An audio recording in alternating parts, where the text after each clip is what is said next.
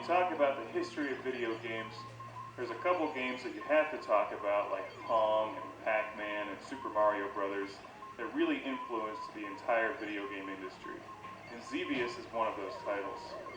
Xevious influenced the vertical shooting game genre more than any other game, and is, in my opinion, one of the best video games ever made. And incredibly challenging, frustrating, and enjoyable all at the same time. This game was released in 1982 and has fortunately seen a comeback on Xbox Live. And I think Xbox Live is tremendous, and the Xbox Live Arcade, bringing back the old school games from the 80s and platformers from the 90s. And I can't say enough good things about Xbox Live. Not only does it bring back these great old school games, but it brings them back in high definition. You can play them through your HDMI cable into an HD TV. And it's just tremendous. Xevious is presented in its original native aspect ratio as you would have played it in the arcade, which is like a television laid on its side. It probably looks very familiar to those of you who have played games like Raiden, and there's so many games in this genre now.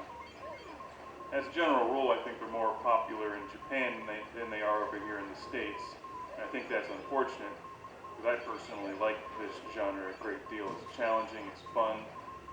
As you know on this show, I love being the lone, daring starfighter against countless enemies, impossible odds, on a questionable, vague mission that usually doesn't matter anyway, because what's the point of this game is to get through it, to have fun, to rack up points, and to shoot things and watch them blow up.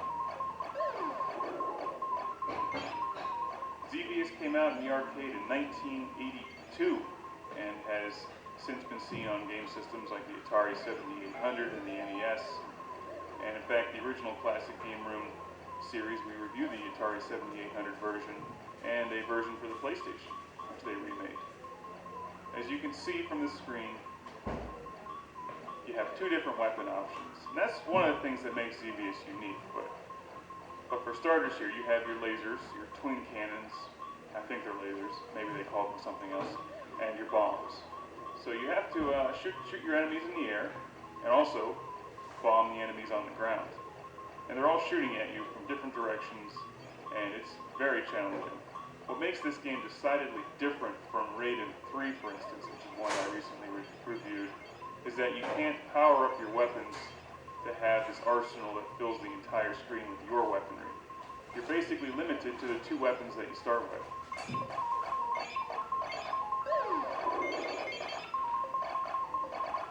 So instead of getting that massive, huge shotgun burst of red bullets that most vertical games have, or a special weapon that you can blow up and then eliminate all enemy fire when it's about to kill you, you really have to rely on some serious skill in dodging the enemy fire.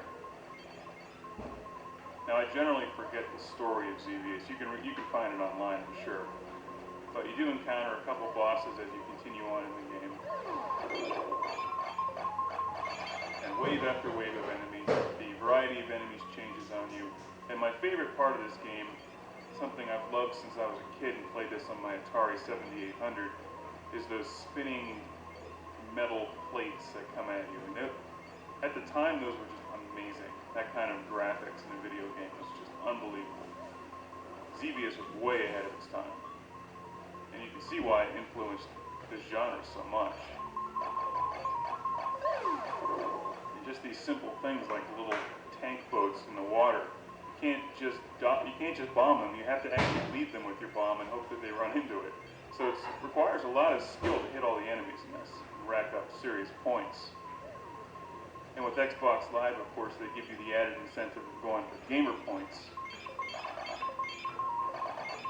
which are addictive and a lot of fun to collect for no apparent reason. But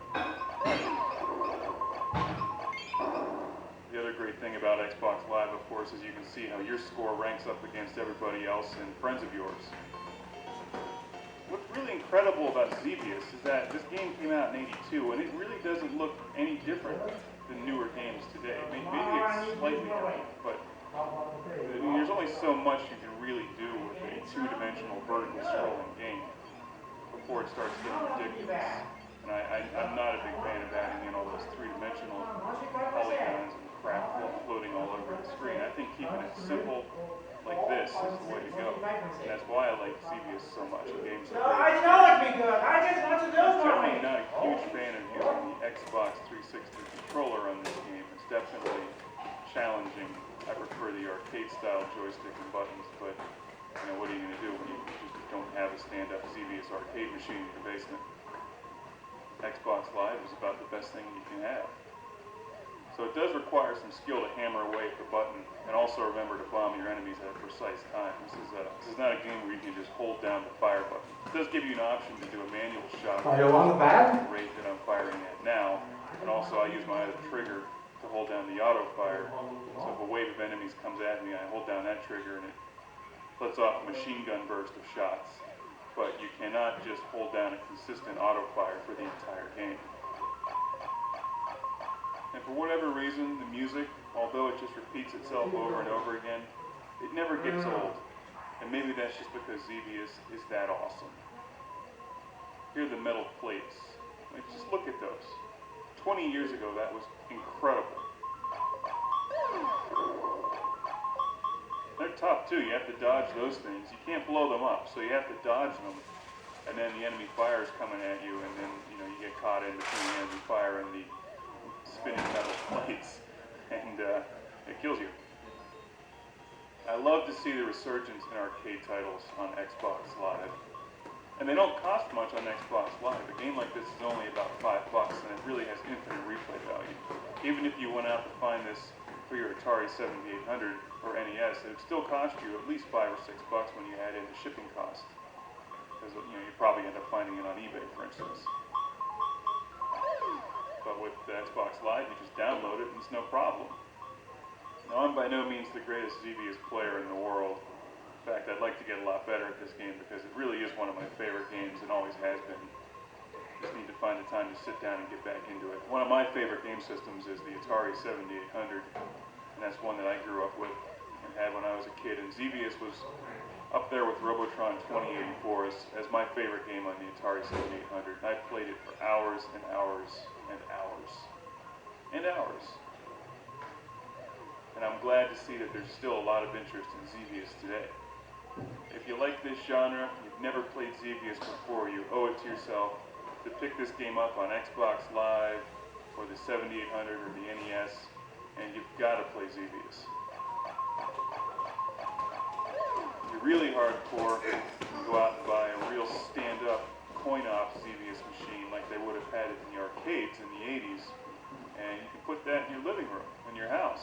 And your wife can come home and be like, "Where's all the furniture?" Oh, I put it outside. It's a Xevious machine.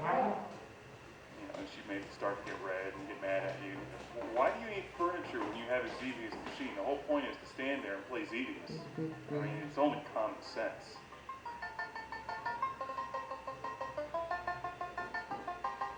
It's like replacing your dining room table with the cocktail version of Ms. Pac-Man.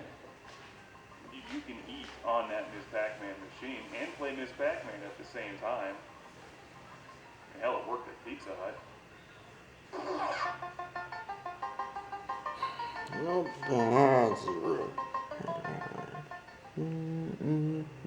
No, I want to be back. I don't want to be good.